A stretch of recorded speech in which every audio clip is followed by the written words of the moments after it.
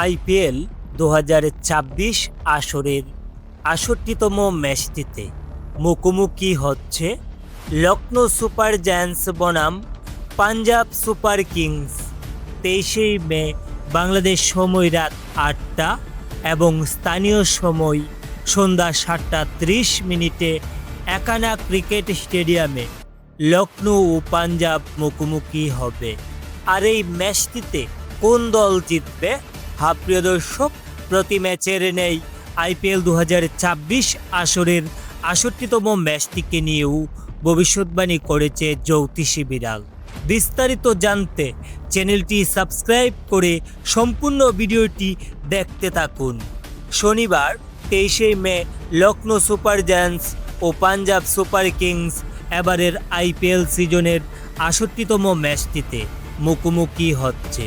আর এই গুরুত্বপূর্ণ ম্যাচটিকে নিয়ে ইতোমধ্যেই ক্রিকেট বিশ্লেষকগণ তাদের মতামত দিচ্ছেন। এদিকে দর্শক, এখন পর্যন্ত আইপিএলের চলতি আসরে পাঞ্জাব ১৩টি ম্যাচ খেলে ৬টিতেই জয় নিয়ে পয়েন্ট টেবিলের ৫ নম্বরে অবস্থান করছেন।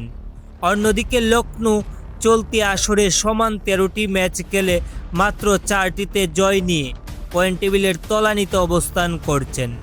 এছাড়াও এই দু দলের অতীতের পরিসংখ্যান দেখলে জানতে পারি যে এখন পর্যন্ত আইপিএল ইতিহাসে দু দল মোট ৬০টি ম্যাচে একে অপরকে মোকাবেলা করেছেন। এই ৬০টি ম্যাচের মধ্যে লখনৌ জিতেছে ৪টি ম্যাচে এবং পাঞ্জাব জিতেছে ৩টি ম্যাচে। সর্বশেষ দল দুটির সাক্ষাৎ হয়েছিল চলতি আসরের ২৯তম ম্যাচে।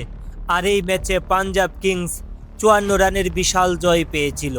এদিকে দর্শক, আইপিএল ২০২৬ আসরের ৬৮তম ম্যাচটিকে নিয়ে জ্যোতিষী বিড়াল ভবিষ্যৎবাণী করলে জানতে পারি যে এই ম্যাচটিতেও পাঞ্জাব জিততে চলেছে।